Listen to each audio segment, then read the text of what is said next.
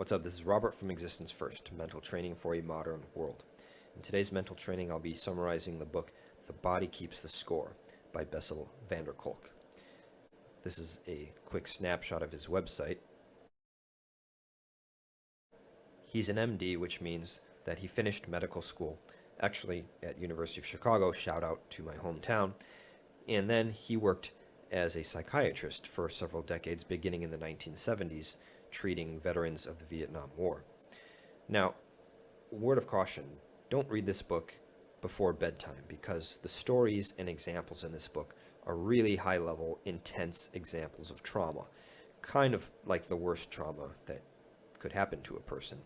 I mean, one example that sticks in my mind was this mother who was driving her daughter and realized the daughter's seatbelt was unbuckled. So she leaned over to buckle her daughter's seatbelt, and as she did so, she ran a red light and was hit by another car, and the daughter died instantly.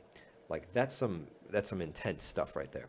And I've worked in social services and psychology for nearly 10 years now, and I've seen examples like that because I spent a couple years working at a facility with kids and teenagers who had that level of trauma in their past. Now, that being said, what's the main point of this book? Okay, the main point, and I wish I had read this earlier. I mean, it did come out in 2014, and I started working in 2009. But still, I don't know how it missed my radar for so many years, because here it is, 2021, and I wish I had read it years ago. But the main point can be summarized in a thought experiment. And here's the question to ponder. What would it be like to experience trauma or relive trauma without a body? Right? What would it be like? So if part of your trauma, let's say you're a veteran of war and your hands tremble, what if you had no hands? Like, what if, when your heart is racing, what if you had no heart? What if you usually have these facial expressions of terror, and you have no face? So what if you had no ways to express in your body the trauma? Like, would you still be able to experience it? Like, would there be unpleasant feelings of panic and all of this stuff if you were just your mind? And I think the answer is you wouldn't be able to experience the trauma.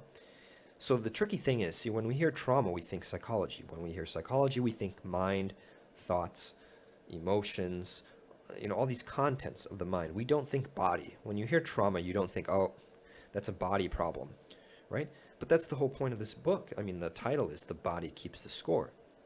And so it's not just a matter of, oh, these memories keep coming up. It's a problem of my mind, and then I just have to go to a therapist and share these memories, and somehow the problem will disappear.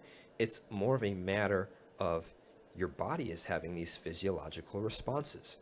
And this gets to a very deeper fundamental understanding of the human being, or maybe I should say misunderstanding. And it's also pillar one of the Existence First philosophy.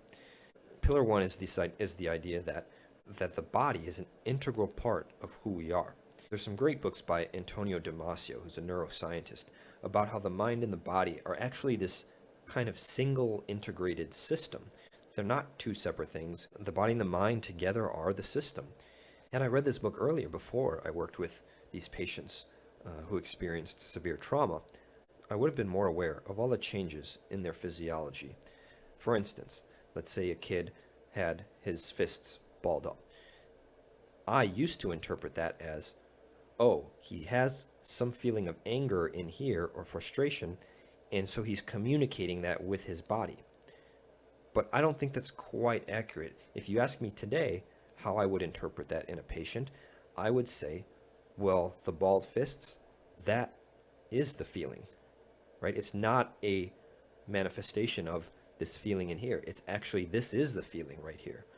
And when this is understood, then at any moment you can ask yourself, what is my body doing right now? What is the current state of my body? And it's really hard to separate a mental or emotional state from a body or physiological state. And to me, that is the gold nugget in this book. So in my latest studies of psychology, I am leaning more towards books like this.